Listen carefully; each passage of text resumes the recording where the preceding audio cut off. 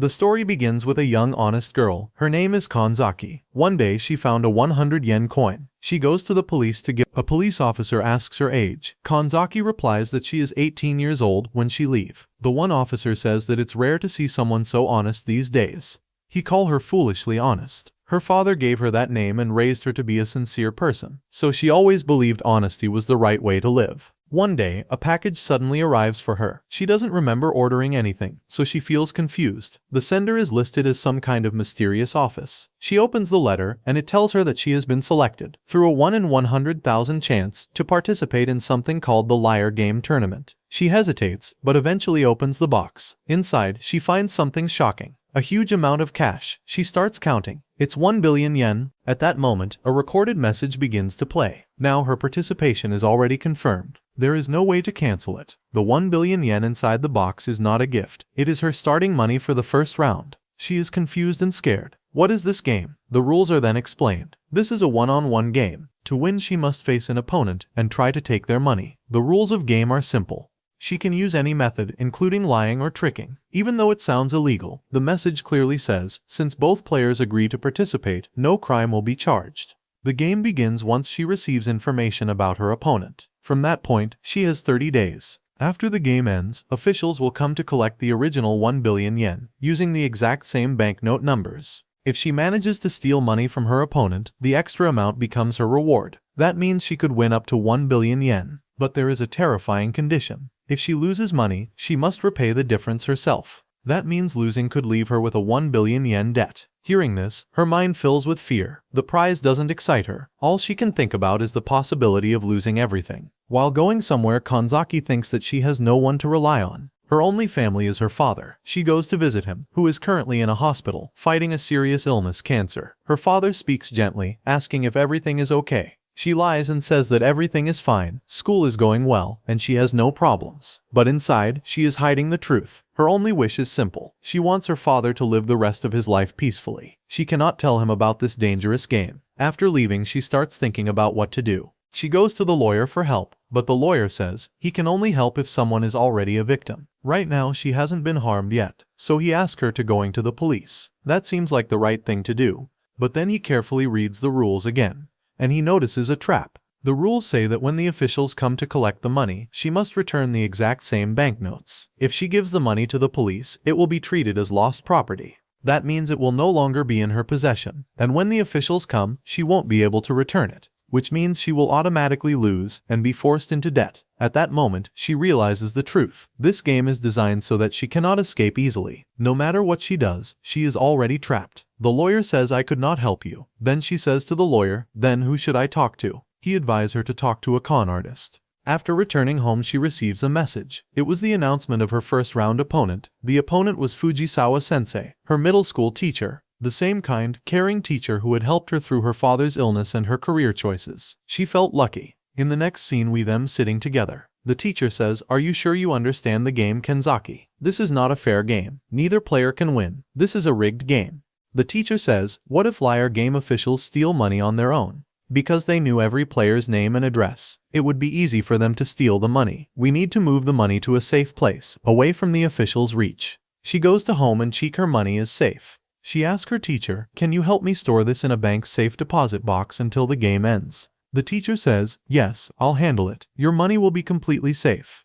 The teacher takes the money and leaves. Finally, she could rest easy, knowing her money was protected. After a sleep, Kanzaki wake up. She receives a letter in which is written, she lose 1 billion yen. She calls her teacher to confirm. The teacher says, the game was designed to create distrust. If two players trusted each other, the officials could not steal the money. So the rules forced players to doubt each other. She says, I still trust you. She goes to apologize for doubting him. She is about to knock the door, but she hears the voice of her teacher, who talking to someone about liar game. My opponent is one of my students from 5 years ago. She trusts me and gives all her money to me until the game ends. She doesn't even realize I stole her 1 billion. After hearing this, she realized she lose her whole money. After returning home, she start crying. She would get that money back no matter what. She remembers lawyer's words, the best way to fight a scammer is to rely on someone who understands scams. A professional trickster, she cheek on internet, a genius con artist who once destroyed a huge fraud organization. His name is Akiyama. Right now, his prison sentence is about to end. Next morning, she rushes to meet him, but on way she collides with someone who is none other than Akiyama. She says, "You are Akiyama."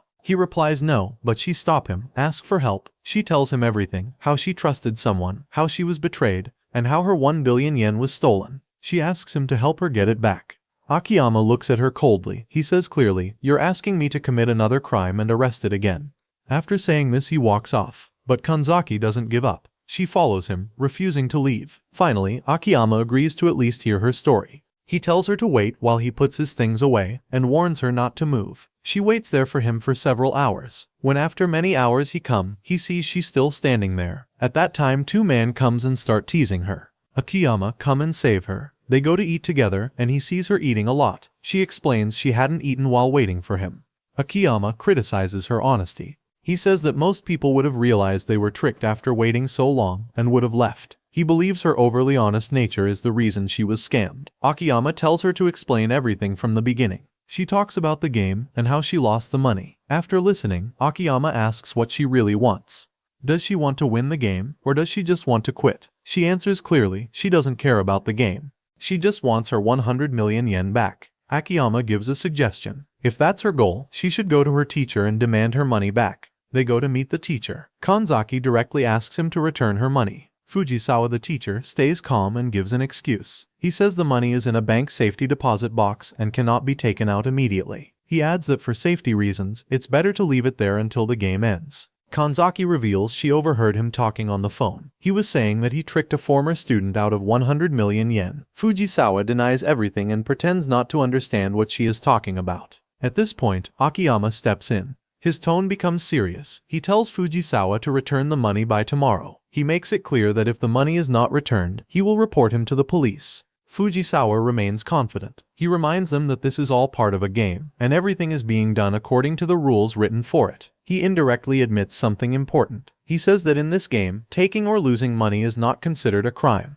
By saying this, he is basically admitting that what happened is part of the game rules. Akiyama quickly catches this point. He tells the teacher that by calling it a game, he is accepting responsibility for what happened. The teacher doesn't deny it. Instead, he confidently repeats that yes, this is a game. He defends himself by saying he cannot be blamed. According to him, if he hadn't taken the 100 million yen, Kanzaki might have taken his money instead. In his mind, it's just survival within the game. Kanzaki immediately responds. She says she would never do something like that. She still believes in honesty. The teacher laughs at her innocence. He says humans cannot be trusted. He starts sharing his past to justify his actions. He explains that he used to be a school teacher. He was in charge of organizing school trips every year. The school always worked with the same travel agency, and in return, he would receive small kickbacks. One day, the agency told him they could no longer pay those extra benefits. When he threatened to switch to another company, the agency reported him to the Board of Education. Very quickly, he lost his job. His life fell apart. His wife and child left him. He says this experience taught him a harsh lesson. Trusting people only leads to betrayal. Because of this, he stopped caring about others. Then he discovered the liar game. To him it felt like salvation. Now, he is fully determined to win the game no matter what. The girl begs him again. She says her father is terminally cancer and she wants to make his remaining life peaceful. If she ends up with a huge debt, she won't be able to help him. The teacher shows no sympathy. Instead, he tells her to think about how she will repay the 100 million yen.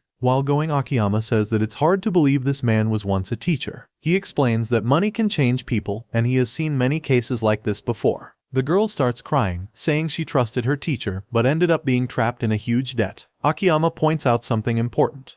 He says that the debt is not finalized yet. There is still a chance to fix things. The girl mentions that the money is locked inside a bank safety deposit box. It seems impossible to get it back. But Akiyama notices a weakness in the teacher's earlier statement. The teacher accidentally revealed a key detail. Akiyama explains that safety deposit boxes can only be accessed during bank working hours. The game ends in 23 days, on a Sunday, June 4th. On that day, the bank will be closed. This means the teacher must take the money out before that day, specifically by Friday evening at 5 p.m. For 2 days before the deadline, the money will be outside the vault. Akiyama smiles slightly. This creates an opportunity.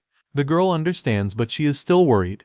Even if the money is outside, stealing it won't be easy. Akiyama reassures her. He says there is a proper strategy. The girl looks hopeful and asks if that means he will help her. At first, Akiyama says he doesn't want to be involved in another crime, but then he changes his mind slightly. Since the teacher himself admitted this is a game, the situation is different. Akiyama sets a condition. If the girl truly has the determination to take back the 100 million yen, he will help her. She immediately says yes, she is ready to do whatever it takes. Akiyama then talks about payment. He makes it clear that his help is not free. If they recover the money, they will split it evenly. That means he will take 50 million yen. The girl agrees without hesitation. She thanks him sincerely. This episode ends here.